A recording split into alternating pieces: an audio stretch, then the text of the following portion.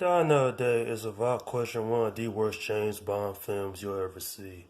This film has horrible acting, the script is poorly written, and there is some ridiculous scenes throughout this movie. If you've never seen this film, proceed with caution because this film here is just downright awful. Oh man, this is like the black sheep of the James Bond franchise. You see, in the beginning of this film, James Bond surfs in on a wave to get to his destination. No, not jump out of an airplane, but freaking surfing. What kind of shit does that make? And I think that's an indicator of how south this film went. It all hit south after that. And what you have is a ridiculous plot, just cheesy acting, and some fight scenes that were alright. I really dislike this film for a number of reasons. You see, the main plot of the film is James Bond must stop a British interpreter who is Colonel Moon, and his goal is to pretty much bring sunlight to certain parts of the world using a satellite called Icarus. You know, for that crops certain times of the year.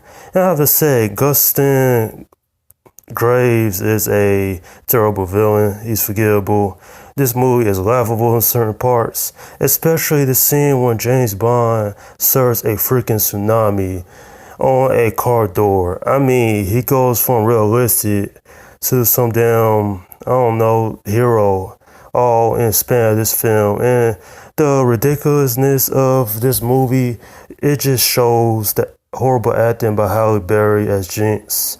She's only there for like, I guess you could say her beauty. Yeah, her beauty. And Rosamund Pike was just as horrible. In fact, the only person who was really redeemable is Pierce Brosnan. He was good as James Bond. He did the best he could, what he had to work with of this farce of a movie. And you also have Judi Dench. She's always great as M. But other than that, this film is horrendous for a lot of reasons. It is a movie I highly just don't care for at the end of the day. So the main antagonist, Gustav Graves, obviously looks like a Chinese colonel, but halfway through the film, he ends up looking like a white man. How is this? He had surgery done on his face, and it's without question one of the most absurd things you'll see in a James Bond film. And not just that, the main opening song of this film is horrendous, done by Madonna. Without question, one of the worst Bond openings themes you ever could hear. I mean, that song was atrocious. And not just that though, everything from the ridiculous fighting to the absurdity of it all. This is a film that I laughed several times throughout it. And it just made me slap my head, face palm, because this is a film I just couldn't believe how fucking horrible it is. Nonetheless, though, this is a film that I know some people out there like, but it's a film I really can't stand at all. I'm giving this film a 2 out of 10. Without question, the worst Bond film in the last 20 years. Even Pierce Brosnan says it's his least favorite film. I don't blame him. This killed the franchise.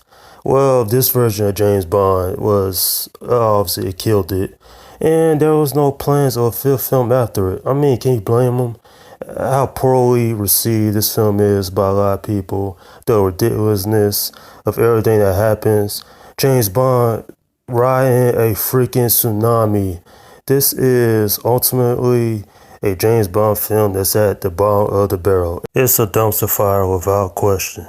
And that's my review of Die Another Day. Alright, leave your comments down below in this section and let me know what you think about this film. Do you agree it's the worst James Bond film of pretty much all time? Or do you agree that this film, you like it to some degree? There's misperception to this film. Some people like it, some hate it. But let's all ultimately agree that it's really not Pierce Brosnan's fault for how ridiculous this film turned out to be. Okay, this is Slim Guy 172 saying, peace out.